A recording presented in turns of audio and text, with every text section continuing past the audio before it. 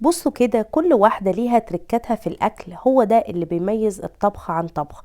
وعلشان كده هنعمل مع بعض طاجن بامية باللحمة بتركات وعلى طريقتي أنا. بصوا، أنا عارفة اللي فيه كتير جدا بيعملها، بس أنا بأكد دي طريقتي أنا اللي بجد طعمها بيبقى حلو، وكل اللي يدوقها لازم يجي تاني ويقول لي عايزين الطاجن ده منك. أول حاجة هنا اللحمة، هنا أنا مستخدمة اللحمة الموزة.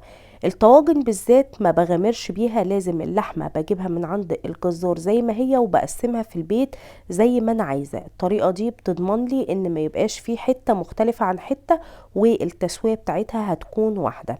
وبعد كده هجيب اللي انا اعمل الخلطة السرية بتاعتي. عندي توم، عندي فلفل اسود حبوب، وكمان كزبرة حبوب، ملح اللي هو الهيمالايا الخشن، وكمان قرن فلفل اللي هو الاحمر، والكزبرة الفريش. انا باخد الورقيات بس وبرمي السيقان، ما ببقاش عايزاها في الوصفة دي. دقيتها كويس جدا لغاية اما الخلطة بقت ناعمة معايا. وبعد كده حطيت لها حبتين من الطماطم بجيبها زي ما هي، بعمل لها فتحات، وبعد كده بحطها في مية سخنة وبقشرها، وبعدين بقطعها وبهرسها بسيط. هبدأ بقى اللي انا احضر للحمة. هنا عندي طاسة او طبعا صينية تكون سخنة جدا، حطيت لها معلقة كبيرة من السمنة، وبعد كده بحمر اللحمة. الخطوة دي مهمة جدا عشان بتخلي اللحمة محافظة على العصارة بتاعتها، وكمان اللون بتاعها بيكون فاتح. وبعد كده عطيتها تشويحة، حطيت لها بصلة صغيرة كده، لو مش حابين البصلة خلاص استبعدوها، بس هي بتدي طعم اقوى. وبعد كده حطيت نص الخلطة اللي انا عملتها مع البصلة وقلبتها كده، وهسيبها تتشرب من الخلطة بتاعة الثوم وكمان بتاعة البصل شوية كده، ومش هاجي جنبها.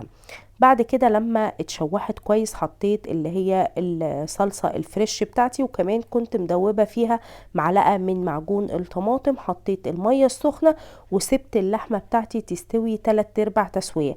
وقت اللحمة مهم جدا، لازم في الخطوة دي تكون 3/4 تسوية. وبعدين حطيت البامية اللي انا كنت مفرزاها معاكم. لو حابين اللي انتوا تشوحوا البامية بمعلقة من السمنة ممكن برضو عادي. خدت غلوتين كده، وبعدين هبدأ بقى اللي انا احطها في الطاجن. لو مش حابين فكرة الطاجن ممكن نستبعد خالص اللي احنا ندخلها الفرن، ونخليها كده على النار تبقى من فوق، ونعمل لها طشة برضو من فوق. دخلتها بقى الفرن حوالي نص ساعة تكمل التسوية بتاعة البامية واللحمة.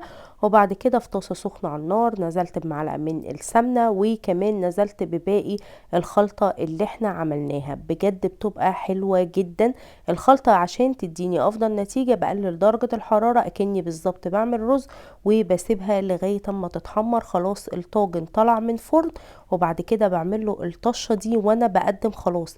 يعني الطشة دي مش اللي هي تتساب او تتدخل الفرن تاني، لا خلاص واحنا بنقدم نقدم البامية، وبعدين نحط لها الطشة. بتتقدم مع رز ابيض، وكله بجد بامية بتركاتي هتعجبكم جدا. هنا خلصت، يا رب الحلقة تكون عجبتكم. باي باي.